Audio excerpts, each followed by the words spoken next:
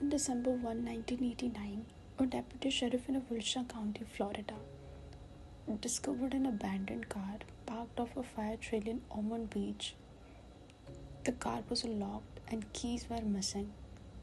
They found wallet, driver's license, and other personal items 30 feet behind the car. The car belonged to Richard Mallory. However, there was no sign of a Mallory anywhere. Investigators also found that the car had been wiped down, indicating someone tried to remove fingerprints or some kind of evidence. So where was Mallory? Did someone kidnap him, or did he just vanish? 12 days later, police got their answer when, on December 13, they found Mallory's body 5 miles away from his car in a wooded area. The body was covered with a carpet in an attempt to hide the body. His body was clothed and decomposed. His front pants pockets were torn out slightly, and he had been shot several times. However, there was no evidence as to who could have done it. 6 months later, on 1st June 1990, police found another decomposed body in a remote wooded area in a southwest Citrus County. The body was identified as that of a David Spears. David was last seen on May 19th by a co-worker. David was shot 6 times with a .22 caliber pistol. He was found nude and had no personal items with him. His pickup truck was found away from his body. The truck had flat tires, a toolbar, clothing, a ceramic panther. The tag and the keys were missing from the truck. Police also found used piece of protection. By the time David was identified, police found another naked body. The body was wrapped in electric blanket and was badly decomposed. The police was not able to identify him immediately. The body was shot 9 times with the .22 caliber pistol. The victim later identified as a 40-year-old Charles Carcathon. Because bodies were found in similar situations, naked and shot, police immediately linked this discovery with the previous 2 victims. They also knew they were after a serial killer. Police got their first breakthrough on July 4, 1990, when they found a crashed vehicle belonging to missing 65-year-old Peter Sims. A witness who saw the car crash also witnessed 2 women leaving the vehicle. While examining the car, they found signs of a struggle, and the interior of the car had a number of finger and palm prints. A major forensic lead for the case. They never found Peter's body. Peter had been missing since 7 June. However, based on witness description of 2 women, sketch and a crime memo was circulated throughout Florida and nationwide. Few days later, when a 50-year-old delivery driver, Aileen Wournos, failed to complete his delivery, his employer raised the alarm. Next day, his delivery truck was found abandoned. 4 days later, on August 4, police found his clothed body in a remote wooded area, 8 miles from where his truck had been found. His wallet, credit cards, and some receipts were found in a surrounding area. The day he went missing, he had received $200. The money was missing as well.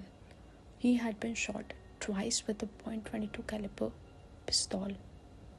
A month later, 56-year-old Charles Humphreys was reported missing by his family. Next day, 2 young boys discovered the clothed body of Charles.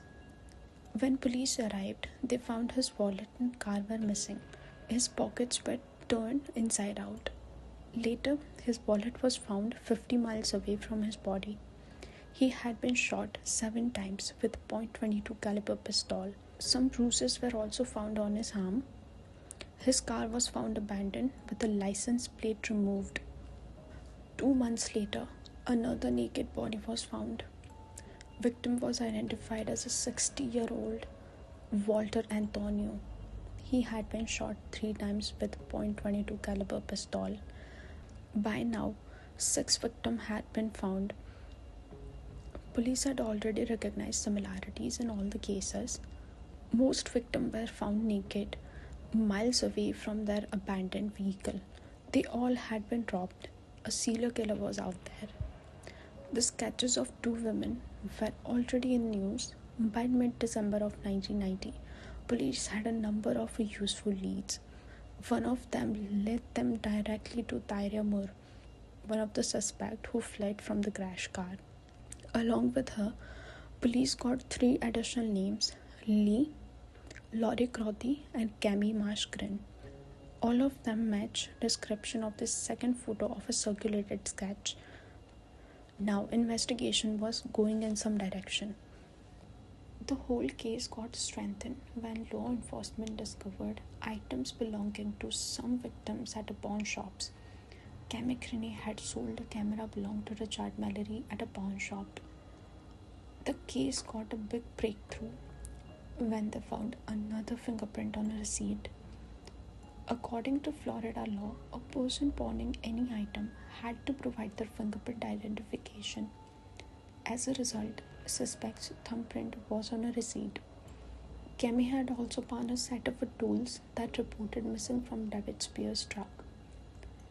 When fingerprint was analyzed, it was revealed that the print associated with the Cami were also linked to Laurie, and it also matched the fingerprints recovered from Charles Sims' stolen vehicle. It was now clear that a single person was using alias. The information about fingerprints were forwarded to the National Crime Information Center, where all the 3 fingerprints traced back to a single individual named Aileen Wournos, a prostitute who already had a colorful criminal record. Aileen was born in 1956 in Rochester, Michigan. Aileen's father was a pedophile. When Aileen was 4 years old, she and her brother were abandoned by her mother to their grandparents, Laurie and Britta. Later, Laurie and Britta adopted them. Both Laurie and Britta were alcoholic. Laurie was abusive both physically and sexually.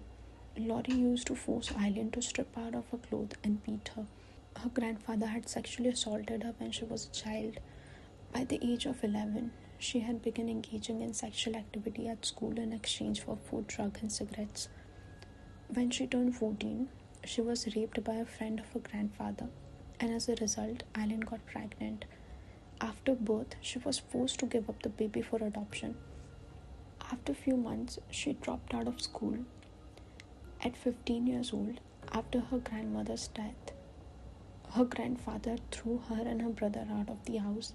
They were made ward of a court for a short time. However, Aileen ran away.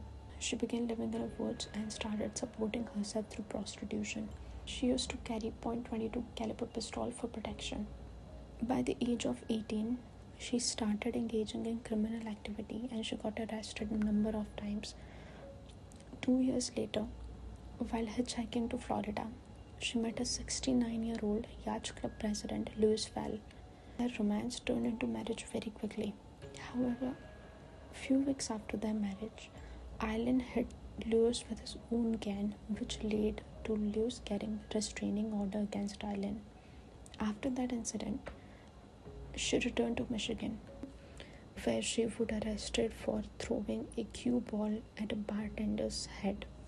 3 days later, her brother died of a cancer, and she received $10,000 from his insurance, which she wasted buying luxurious car and soon after wrecking it as well. 3 days later, she got separated from Louis, ending just 9 weeks of marriage. 2 years later, Aileen attempted suicide by shooting herself in the stomach. In fact, between age of 14 to 22, she tried to kill herself 6 times. Few years later, she went to jail for armed robbery of a convenience store. After that, she got arrested for forgery and a check fraud. A year later, she was suspected in a theft of a revolver and ammunition. She was arrested for car theft. So Aileen's childhood was very unstable and neglected. Her criminal record was very colorful. She had a history of causing assault and violence. However, after meeting Tyria in 1986, her violence and criminal activity took a dark turn, and that's how she was about to get arrested. So by January 5th, 1991, all the preparations were made to catch the island. A large-scale manhunt was initiated to locate Aileen. The investigators were able to locate her in a Port Orange, Florida. Local police were instructed not to arrest Aileen immediately, allowing the task force to monitor her movement and determine whether she would make contact with Tyria, another suspect under investigation. Finally, on January 9, 1991, Aileen was arrested at the Last Resort Bar in Volusia County. She was informed that the arrest was related to an outstanding warrant of carrying a concealed weapon. The warrant was in the name of the alias Lori Crotty. At the time, the case was already in media because there was prospect of a female suspect. So, press was not notified about the arrest of Aileen at the time. Next day, police was able to locate Tyria in Pennsylvania. Tyria was Aileen's ex-girlfriend. Police had enough evidence to know Aileen and Tyria was involved in a murders. In 1986, 24-year-old Tyria met 30-year-old Aileen at a Daytona Beach gay bar called Zodiac. Tyria was a hotel maid. After meeting, they became inseparable and soon moved in together. Their relationship was very intense. They lived a very transient life. They were broke. They would drink and move from one motel to another and travel along Florida Highway. Aileen was earning money mainly through sex work. Tyria did not engage in prostitution. She relied financially on Aileen. Tyria and Aileen lived together as a lover for about 4.5 years. However, when Tyria began seeing media reports that law officers were looking for two women suspected of being involved in a series of murders, she became afraid and left Aileen, and she returned to her home, where she was arrested. After arrest, Tyria denied any involvement in murders, and she agreed to help police get confession from Aileen in exchange for immunity from prosecution, clearing herself of any wrongdoings. Police brought Tyria to Florida. Tyria was housed in a motel from where she made a number of phone calls to Aileen under police directions, and all the phone calls were tape recorded. During a phone call, Tyria told Aileen that she was afraid police were going to arrest her for the murders, and Aileen responded that Tyria is innocent and she is not going to let her go to jail and she is going to confess. She said that she is the one who did everything. She is not going to get Tyria into trouble for something that she did not do. 3 days later, on January 16, 1991, Aileen confessed to all 7 murders, and she claimed that the man had tried to rape her and she killed them in self-defense. She then gave law enforcement directions to recover her weapon .22 caliber pistol that she threw away. She was then charged with the murder of Richard Mallory, as her case against Mallory was very strong. On January 14, 1992, Aileen went on a trial for the murder of Richard Mallory. During trial, Aileen told that after Mallory picked her up, he physically assaulted her, raped her, and restrained her, and he was going to kill her. So to stop the attack and escape, she shot Mallory, and that it was a self-defense. Since Aileen was claiming the murder as a self-defense, if it happened once, it could be possible, but the other 6 murders had the same pattern, same method, same context, same outcome, and same time period. This itself challenged self-defense claim. So during trial, while prior convictions are typically excluded from criminal trial, in a very rare move, under Florida's William rule, judge allowed the prosecutors to introduce evidence of other murders confessed by Aileen, allowing prosecutors to establish her illegal behavior. Unsurprisingly, jury was not convinced by self-defense motive, she claimed. Along with the evidence from other murders, The prosecution had a very important witness, her ex-girlfriend Tyria Moore. Tyria testified against her ex-lover Aileen. She told the jury that on the day Mallory died, Aileen had told her that she had killed a man and that she did not appear injured or upset that day. Despite all this, Aileen stood her claim of a self-defense. Prosecution were seeking for a death penalty, while Aileen's defense team were wanted her to plead guilty on a 6 of murders in exchange for a 6 consecutive life sentences.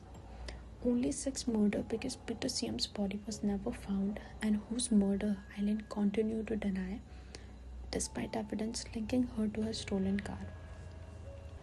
During trial, Aileen's defense attempted to introduce evidence to support her claim of a self-defense.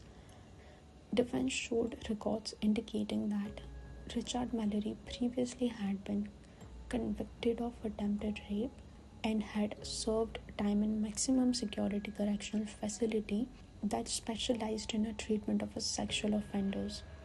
Despite these findings, the trial judge ruled that these records were inadmissible and barred them from being presented to the jury. Aileen's subsequent request for retrial based on this evidence was also denied. On January 27, 1992, after deliberating for less than 2 hours, the jury found Aileen guilty of first-degree murder and unanimously recommended death penalty. Defense did argue that Aileen was mentally unstable and had traumatic upbringing. On January 31, she was sentenced to death. In March 1992, Aileen pleaded no contest to the murders of Charles Humphreys, Aileen Wournos, and David Spears, leading to 3 additional death sentences.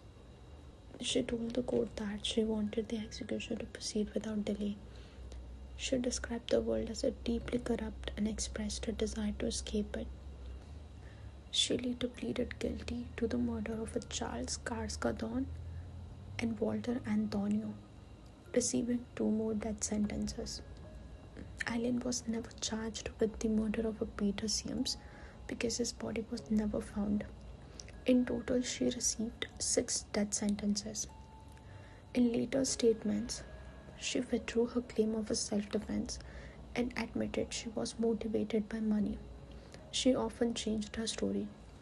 However, years later, during an interview with filmmaker Nick Broomfield, when she believed the cameras were off, she admitted the killings were acts of self-defense and she no longer wished to continue living and just wanted to die.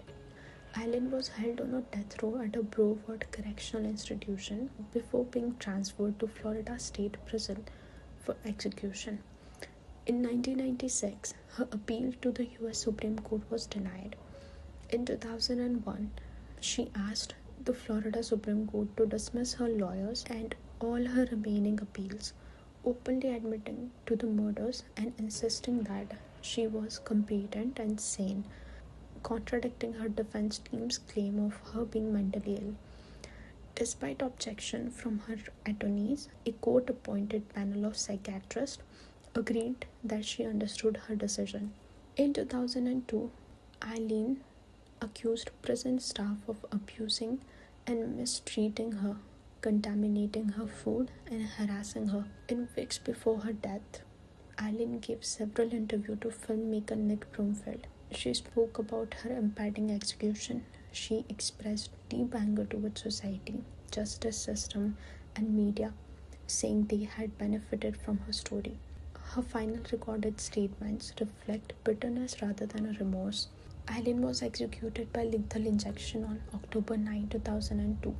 She declined her final meal. Aileen became the 2nd woman executed in Florida and 10th woman in US since capital punishment was reinstated. Aileen's psychological evaluation led some specialists to come to conclusion that her crimes have been related to her psychopathic personality and her traumatic past. Aileen had met the criteria of borderline personality disorder and antisocial personality disorder.